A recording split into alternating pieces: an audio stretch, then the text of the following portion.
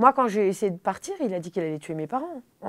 5 minutes avant, on vous a étranglé. La minute avant, on vous a mis une gifle, vous étiez par terre. On ne peut pas partir, parce que si on part, il menace de tuer même mes chats, vous voyez. Je dis, papa, maman, il m'avait dit qu'il allait vous mettre une balle dans la tête, en fait. La chanteuse Adeline Tognetti publie son nouveau livre, Anatomie du chant. À cette occasion, elle se confie dans En privé avec sur son nouveau projet, mais aussi sur son départ avec les stars et sur les épreuves qu'elle a vécues par le passé. Alors bonjour Adeline, merci d'avoir accepté notre invitation pour En privé avec. Vous sortez un nouveau livre baptisé Anatomie du chant. Est-ce que vous pouvez nous parler de la naissance de ce projet, nous en dire plus sur son contenu? Alors, ce projet, ça date d'il y a très longtemps, quand j'ai commencé à être prof de chant, que j'ai monté une association avec plein de médecins. C'était très innovant de travailler avec plein de spécialistes, parce que je pense que plus on est de spécialistes, plus on va être bon pour les chanteurs et pour les accompagner. J'ai commencé à l'écrire il y a 5 ans, et je me suis vraiment bien activée il y a 3 ans. Donc je faisais ça entre mes allers-retours au château d'Anne-Marie Lélis, entre Danse avec les stars, je terminais ce bouquin. Et là, enfin, oui, j'ai le premier exemplaire aujourd'hui, j'en reviens pas. Voilà, je commence l'introduction en disant que c'est mon testament. Donc si je meurs demain, les clés du chant sont là. Et justement, il y a 26 spécialistes de la voix et du corps qui donnent également leur expertise. Pour quelles raisons est-ce que c'était important pour vous d'apporter ce témoignage? Parce que d'où je viens, la voix c'est quand même un instrument qui est invisible, on ne le voit pas et c'est très compliqué de savoir s'en servir et surtout de le retrouver quand on le perd. Étant donné mon accident aux cordes vocales, etc., je me suis fait une grande rééducation, j'ai rééduqué des centaines de chanteurs et je voulais qu'il y ait une trace quelque part de cette technique vocale, de cette méthode et de tout ce savoir que nous avons rassemblé avec tous les médecins depuis des années que j'organise des colloques. Parce que moi j'organise des colloques internationaux de la voix à Paris, à Milan. Et c'est aussi bien donc pour les experts, que vous soyez chanteur à l'Opéra de Bastille, de toute façon j'aurais déjà commandé pour qu'il l'ait, ou pour quelqu'un qui débute chez soi parce qu'il y a des petites recettes magiques qu'on peut lire, comment tenir un micro, comment mettre sa voix correctement. Et on retrouve beaucoup de ce que j'ai fait à la Starac aussi. Et enseignant, c'est que c'est très important pour vous. Vous sortez ce livre, vous avez aussi votre école, Calip. Est-ce que aider les autres, c'est quelque chose qui vous comble pleinement? Je pense qu'aider les autres fait partie de mon chemin de vie, de ma trajectoire. Parce que je crois que le chant, c'est accessible à tout le monde. On a tous le droit de chanter. Parce que quand vous chantez, vous activez les hormones, la circulation des fluides dans le corps, ça met en bonne santé. C'est comme du sport. C'est du sport de l'esprit, c'est du sport pour l'émotionnel et c'est du sport pour le corps. Des gens que j'avais croisés à la Starac, des gens que j'ai coachés aussi, notamment par exemple Vita, Michel Larocque, tout ça. La Star Academy, justement, vous avez été révélée au grand public. Quand on m'a contacté, je me suis dit, bon, Adeline, c'est pas fait. On t'appelle, mais il y a un casting. Et je ne pensais pas que ça allait être un super grand casting. Je crois qu'il a duré 6 mois. Et que j'ai signé, c'est le jour où la reine d'Angleterre est partie. J'ai signé et là je me suis dit, Adeline, dans quoi tu t'embarques? Mais j'ai eu un vertige et j'ai tout de suite à la télé, c'est dur. Reste digne en toutes circonstances. Et si je vous demande votre souvenir le plus marquant? De la Starac? Bon, je vais faire la mélancolique, mais la dernière. Voilà. La dernière, la finale l'année dernière, je détestais ma robe. Je n'arrivais pas à respirer dedans, une robe rouge, là, je déteste les robes d'ailleurs. Voilà, danser avec les stars, j'ai souffert. Non, la dernière, quand tu es de ma famille, ça on va jamais oublier. Il y avait toute cette intensité avec Pierre qui avait chanté, Julien. Je trouve qu'il y avait beaucoup l'année dernière une ambiance très bienveillante. J'ai trouvé qu'il y avait beaucoup de respect entre nous. Je ne sais pas si vous le sentiez. Alors, il y avait aussi une ambiance très folle, mais vous ne l'avez pas vue. On fait pas mal le bazar, en fait. Mais on est très sérieux en même temps, je trouve. En tout cas, ouais, je sentais que c'était une famille. Même Cécile qui est venue me voir à Danse avec les stars. Ça m'a vachement touchée, j'étais encouragée, etc. Donc, voilà. Et vous nous avez un peu décrit une autre facette de Michael Goldman, là, quand même. Parce que c'est vrai qu'on le voit comme un homme très sérieux. Il n'est pas du tout sérieux, Michael. Non, il est sérieux quand il est directeur, il est très sérieux. Il va défendre ses opinions et tout. Hein. Mais c'est vrai que, honnêtement, pendant les évals, on était... des fois, c'était des fous rires, vous n'avez pas idée. Dans le rôle de directeur, des fois, je trouve qu'il est, il est hyper compétent, Michael, évidemment, il a une culture musicale immense, mais des fois, il est un peu raide, hein, voilà. Moi, je suis un peu plus, je sais pas, moi, je suis plus empathique que Michael, je pense, voilà. Je suis plus empathique. La saison 12 va débuter le 12 octobre prochain. Malheureusement, on ne vous verra pas. D'ailleurs, le public était super triste, on a vu beaucoup de réactions sur les réseaux sociaux. Imaginez 6 mois avant, moi, ce que je retiens, c'est, je suis passée du desk au plateau 5 étoiles. 5 étoiles, pourquoi je dis ça? Au plateau en forme d'étoile, où je vais chanter avec Vincent Niclot. Et il y a une autre partie qui m'est revenue il n'y a pas très longtemps, il y a 3 ans maintenant, je dirais, c'est de rechanter. Et donc, je peux vous dire que d'être le 12 octobre avec Vincent sur le plateau, ça, en chantant du Céline Dion, ça va beaucoup me toucher. Pas beaucoup me bousculer pour y aller, hein, même si on se lève à 5 h du matin des fois. La télé, j'aime...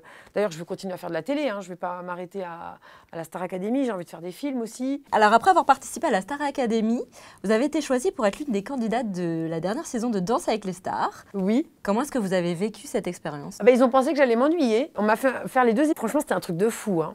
Je sais pas, j'ai adoré. D'ailleurs, je continue la danse et je remets de la danse dans mon spectacle maintenant. On sait que l'aventure Danse avec les stars est éprouvante, notamment physiquement. Ah, c'est horrible. Est-ce que ça a été difficile pour vous? Si oui, sur quels aspects? Bah, les ampoules déjà, les courbatures, les pieds en sang. J'avais mal partout et j'ai aussi eu des problèmes. C'est-à-dire que moi, j'ai eu une côte cassée sur l'avant-dernier prime. Donc j'ai dansé un jive avec une côte cassée. Quand mon danseur m'a porté, la côte a cassé juste avant que Cécile n'arrive pour me rejoindre. La saison a bien sûr été marquée par une affaire.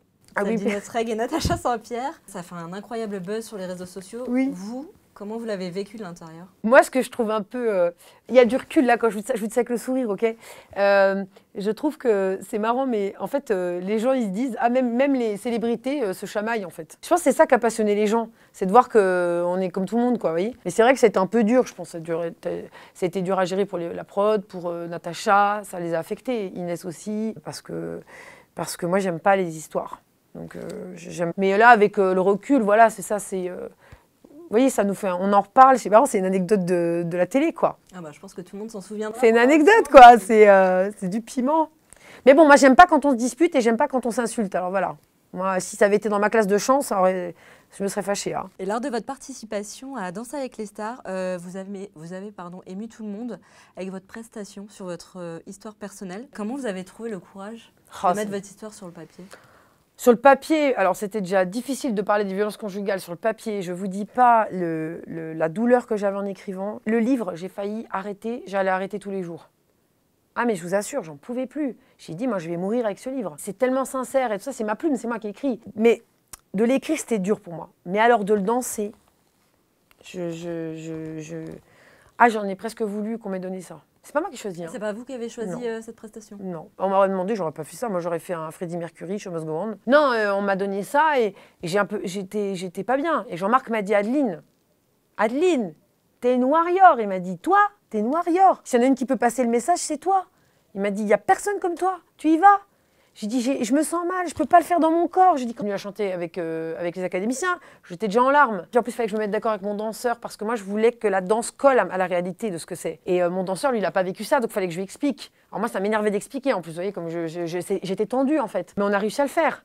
Mais moi, j'étais en larmes. Je vais vous en parler, moi, je vais plus me mettre à pleurer là. Et en plus, il paraît après, j'ai vu qu'il y avait mes parents. Alors là, c'était encore la double peine, quoi. Mais c'était dur. En plus, à un moment donné, je devais le taper comme ça sur le dos d'Adrien, donc je devais le poignarder. Et qu'est-ce qui fait que vous n'arriviez pas à révéler ce qui se passait à vos proches? Moi, quand j'ai essayé de partir, il a dit qu'il allait tuer mes parents. C'est une gifle, vous étiez par terre. C'est dur. En fait, ils mettent les gestes avec la parole. Donc vous avez peur. J'ai dit, papa, maman, il m'avait dit qu'il allait vous mettre une balle dans la tête, en fait. Et mon père m'a dit, j'attends. Qui manipule votre entourage en disant, vous savez, elle est déprimée en ce moment, elle n'est pas bien, pas agréable, machin. Ben voilà, vous êtes emprisonné en fait. Il faut beaucoup de courage pour partir. Vous savez, pour ce qu'on fait pour partir, il faut s'imaginer le pire. Moi, je me suis imaginé que mes parents allaient venir à mon enterrement. C'est ce que j'ai mis dans mon clip Vivre. On voit un cercueil, il y a des acteurs, mais des amis à moi qui jouent mes parents. Moi, je pensais à mes parents qui allaient enterrer leur fille en fait. Et est-ce qu'il a tenté de vous recontacter depuis que votre histoire est sortie? Non, moi j'ai de ces nouvelles, mieux je me porte. Oui, ouais. Voilà. Mais est-ce que vous craignez qu'ils reviennent? Bah, j'ai eu très peur, surtout, etc. Et que vous ont dit vos parents après avoir découvert votre histoire? Et ma mère m'a dit, on est fiers de toi, Adeline. Et mon père m'a dit un truc, alors c'est un peu impoli comme expression, mais bon, vous mettrez peut-être des bip bip. Mon père m'a dit, tu as des comme moi je n'ai pas, Adeline. N'oublie jamais ça. On te martyrise, tu te relèves. On veut t'éteindre, tu te relèves. Il m'a dit, ça va être comme ça jusqu'à la fin de tes jours. Je suis fière de toi. Et est-ce que, depuis, vous avez réussi à accorder de nouveau votre confiance à un homme?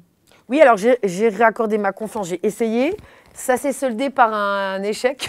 Bon, j'ai pas été frappée et tout ça, mais bon, monsieur en avait une autre. Bon, voilà, je me suis fait tromper, donc ça n'a pas été très sympa. À croire que moi, quand je parle des hommes, ça fait pas de la pub, pardon messieurs, hein, ça fait pas de la pub à la jante masculine, mais je me dis que... Vous parliez d'être sans voix tout à l'heure. C'est un accident domestique dont vous parlez aussi dans votre livre. Alors en quelques mots, j'étais chanteuse d'opéra. On m'a dit qu'il fallait que je me repose. Je suis rentrée me reposer dans une maison de campagne. Et là, il y a des émanations toxiques qui vont me brûler les voies respiratoires. Une nuit, je vais me réveiller en vomissant du sang. Je vais perdre ma voix, je vais avoir les voies respiratoires brûlées. Et je vais passer tout un moment d'errance médicale. On ne saura pas que c'est la cheminée tout de suite. C'est mon papa, MacGyver, qui va démonter la cheminée, qui va se rendre compte de ce qui m'est arrivé. Ils sont là, je l'appelle ma famille de docteurs, ils sont en 3e page, je crois. On va se battre ensemble pour que je récupère un peu de voix. Et à force de guérir les autres, j'ai récupéré ma voix à moi. Alors, elle n'est pas, c'est pas la Traviata, mais ça ne m'empêche pas d'enseigner à l'Opéra de Paris et ça ne m'empêche pas de faire une tournée, de chanter du rock et de chanter du rap, etc. Moi, je m'étais battue pour chanter et je n'avais que ça dans ma vie. Je venais d'une famille très modeste. Ça avait été très dur d'être chanteuse d'opéra, j'avais beaucoup sacrifié. Parce que ce qui me motive, c'est de me relever pour les autres. Quand on a tout perdu, il faut encore donner. Parce que quand on donne, ça nous revient. Quel est le prochain projet?